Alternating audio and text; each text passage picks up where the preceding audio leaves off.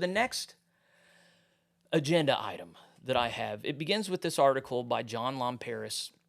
He apparently took on this project. Once the protocol got shut down, it did have some bishops on board. It had the general support of the church for some time. A couple months ago, the left-leaning factions pulled out and renounced it.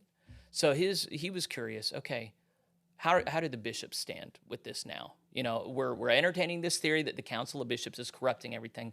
Well, okay, one thing that would go against that theory is if there are bishops who would still be full-throatedly in support of the protocol, which would have allowed for conservatives to depart amicably and there to be no nastiness. So are bishops supporting it? So the first article I have here is Bishop Juan, who's in the Philippines. And as this article stipulates, and as I think everybody would agree, the Filipino United Methodist Church is right-leaning, evangelical, very friendly to the evangelical side. Even so, the bishop has now withdrawn his support from the protocol. So he actually has some quotes here of having written him and then Bishop Juan's responses. And he doesn't really reason it out. At one point he says, I don't support it because it implies separation. Well, it always implied separation. You're okay with it before, you're not okay with it now. So there's this one, but then the much more disturbing thing is this statement from the African bishops reputing the WCA and the Africa Initiative. So as I alluded to earlier, the Africa Initiative, Jerry Kula, I think, is at the head of it. This is, well, it doesn't have, oh, and they divided it up into two pictures. So I'm going to see if I can pull up this other scan here. Okay, yeah. Here it is. This is the actual statement. It's not long. Whereas we, the bishops of the United Methodist Church in Africa, remain committed to the teachings of the Bible and to the doctrines of the Christian faith and heritage. Very good. Whereas the Africa Initiative was created to advocate for African causes, issues, and representation in the United Methodist Church agencies and gatherings such as the General Conference. Fine. Whereas the Africa Initiative has lost its original goal of helping the United Methodist Church in Africa. That's not so fine. Whereas the Africa Initiative is now working with the Wesleyan Covenant Association to destroy our United Methodist Church. Where are we going? And whereas the Africa Initiative is working with and supporting the Global Methodist Church, a denomination that has not been recognized by the General Conference, therefore we, the bishops of the United Methodist Church in Africa, declare the following. Three things. We will dissociate from any activities of the Africa Initiative and will not allow any activities of the Africa Initiative in our areas. We will not allow or entertain any activities of the Wesleyan Covenant Association who are wrongly influencing God's people in our areas. And three, we will not tolerate anyone giving false information about the United Methodist Church in our areas. We will continue to be shepherds of all our God's people throughout our beloved continent. So not only is this a repudiation of the protocol, this is a repudiation of any conservative faction whatsoever that does not want to stay within the United Methodist Church. Now, on the front end, I'm sympathetic to this if we are of the mind that the United Methodist Church is the only Church of Jesus Christ. You cannot leave the only Church of Jesus Christ. I don't think any United Methodists believe that. I think we understand that we are one branch of a larger family tree, which is the Church of Jesus Christ. In which case, is it the cardinal sin to separate? No, that seems a bit ridiculous. However, that's what it's being treated as here. The Global Methodist Church is a separate break-off. The Wesleyan Covenant Association is here to facilitate those conversations and help congregations discern if they belong there. They say, nope, the Africa Initiative that is facilitating this is bad and corrupt. They no longer have the interests of the UMC at heart. And from now on, anything they're promoting related to this is persona non grata in Africa, in the continent of Africa. What's to be said about this, Kira Calhoun Wilson? Oh my gosh. Okay, so I was really confused when I first read this. Right. Let's be real. Like, it's kind of contradicting in a way in my mind. Okay. I see it as like, okay, who's actually speaking here, first of all? Second of all, there's 20 or 21 bishops in Africa. How many of them actually signed it, right? Yeah, so we've got 1, 2, 3, 4, 5, 6, 7, 8, 9, 10 signed it, and then 1, 2, 3, 4, 5 were not there, but they're sympathetic to it. Okay, so sympathetic and agreeing. Yeah. Okay. Okay, so, right, we have these bishops who have, again, placed this document in front and said, okay, this is what we believe as the United Methodist Church of Africa. Is this all of Africa? No. So we're speaking again to a continent that is not in agreement, period. Sure. Right? One, this goes to relation to our bishops here as well. We're not all in agreement. Okay, we get this. But let me be clear. The Wesleyan Covenant Association is not a one side or one shoe fits all or whatever saying we want to put here, right? Yeah. I believe the purpose of the Wesleyan Covenant Association is to facilitate these conversations on both sides, to allow a separation nicely. Yeah, we could have a conversation where, what does your congregation believe? Right. What is your doctrinal predisposition? Well, if it's that, you'd probably be happier in the UMC. You should say in the UMC. If it's this, we think the UMC is going to be hostile and you might consider joining this. That's all they're doing. And is it wrong to help people discern what covenant relationship they belong in? I agree. And right here, this is saying that we are not going to be a part of this because you're destroying the United Methodist Church. What a stab, right? That's an untrue statement. Right here, we're saying we're done with these untrue statements, but you just put an untrue statement in your document. Well, it's the realm of like, well, in a sense, it is true. I mean, stick a fork in it, the UMC is done. The dream of the UMC the dream of the United Methodist Church was a big tent group where we would have a lot of theological diversity and all still work together.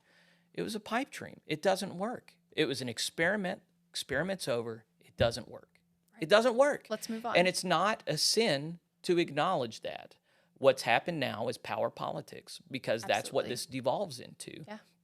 It's the only way it was ever going to go, given human nature, given the nature of the necessity of doctrinal agreement within a covenant community. So to say that we're destroying the United Methodist Church is half true. The other half that's important is it's already done. Right. It's already dead. You're in denial if you want to believe that it can continue on the way it has. And I say that as my grandfather was a United Methodist pastor. My parents are United Methodist pastors. Stick a fork in it. It's done. And I know there are a lot of people, it breaks their heart. It kind of breaks my heart to hear that. I kind of cried whenever I was reading Mendy Dennison's letter on that last week. Yeah. But just because it makes us sad does not mean we're entitled to denial.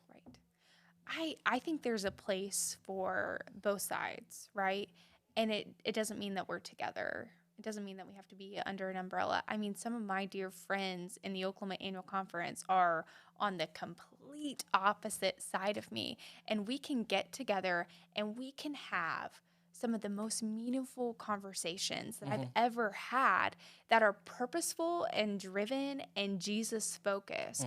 But we don't agree on what the scripture actually says, but we can walk away together and say it's okay because we still love each other because that's what Jesus wants us to do.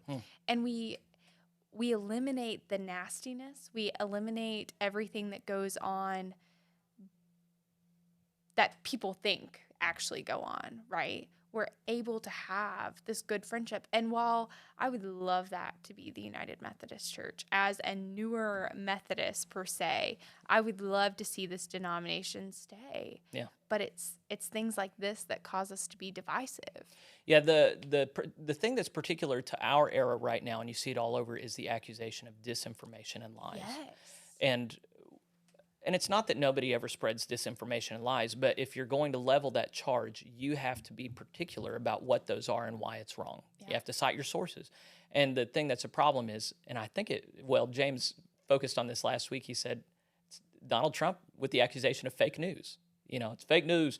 And he said that, and that's his personality. But to imagine that now we can all act like Donald Trump and just dismiss anything we don't like as fake news is really embarrassing, The other thing we haven't talked about yet, I said it about the Filipino church. It's been widely known in our denomination for a long time that the African church is not at all sympathetic to liberalism, at all. There are individuals there that are sympathetic. I saw they even got one reconciling local church there, which is amazing and impressive in some Yeah. demographic sense, but the vast majority are very conservative traditionalists in their predisposition. Yeah. So a lot of leftists look at this response and go, well, I guess not. I guess they're majority liberal. They're with us. Right. And the assumption there is that the the general will of the bishops reflects the general will of the people, when actually it's quite possible and even likely that this does not reflect the state of the average United Methodist in Africa, that Yeah. this is another instance. I've referenced several times the News study that happened in 2018 that showed that even the United States of America, the majority of United Methodists are traditionalist conservative. So there seems to be this phenomenon that happens not just in America, but globally, where the people that trickle up to the top are those that lean left.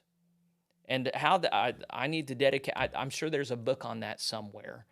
But for right now, that's just something that I'm seeing, and I don't think I'm a conspiracy theorist.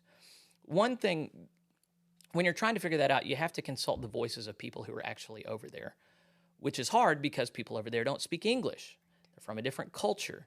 And so I found some comments on Facebook. This got posted yesterday. So it was on a conservative site. Conservatives, how do we make sense out of this? So this guy, Jim Mickelrath, who I don't think he's an African, but he's been there. He says, having visited and preached in the Katanga province in Congo, I believe this is as hypocritical as our bishops are in this country.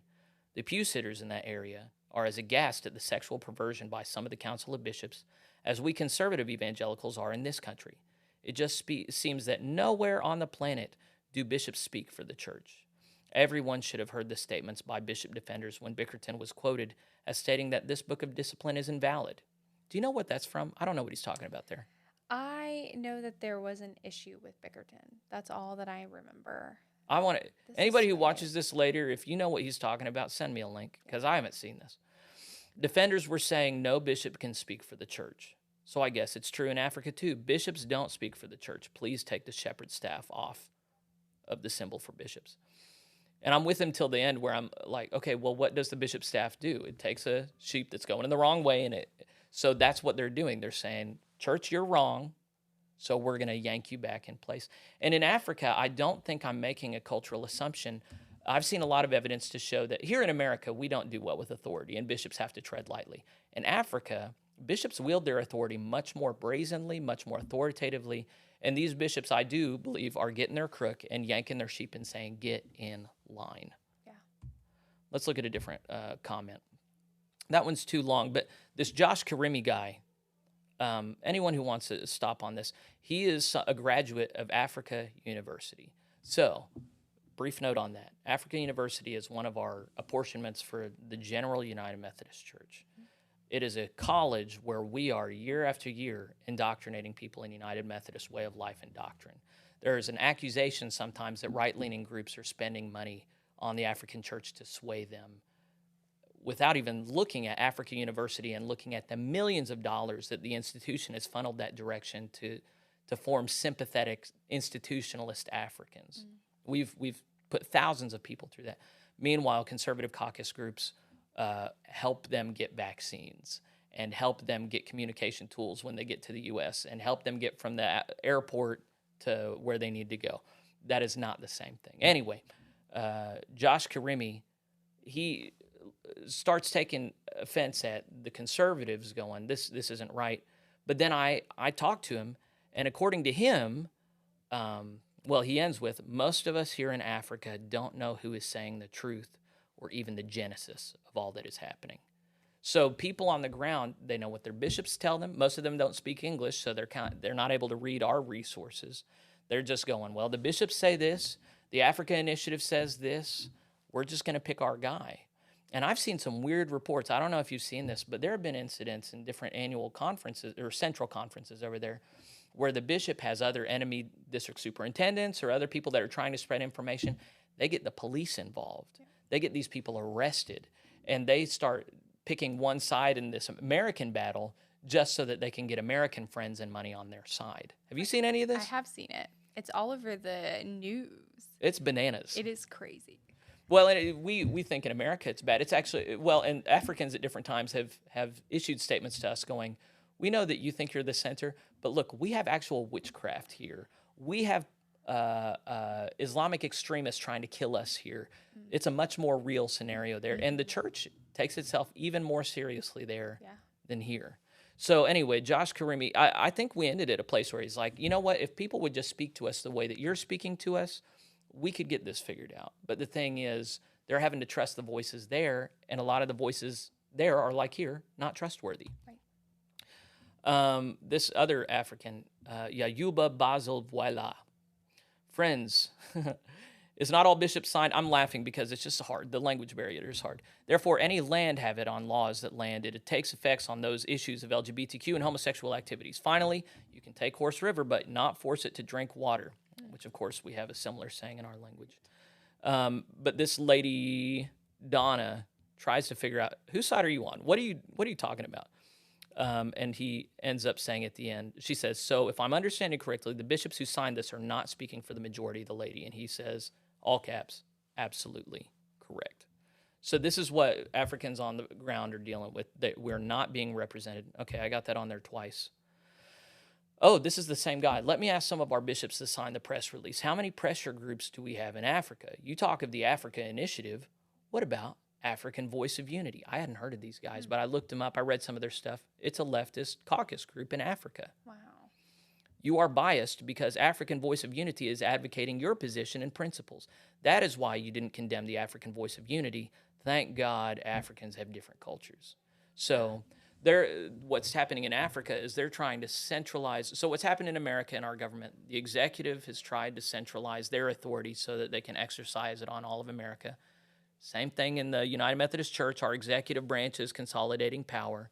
And then that's apparently what's happening in Africa as well. The executives there, the bishops are consolidating their power and trying to exercise it on the people.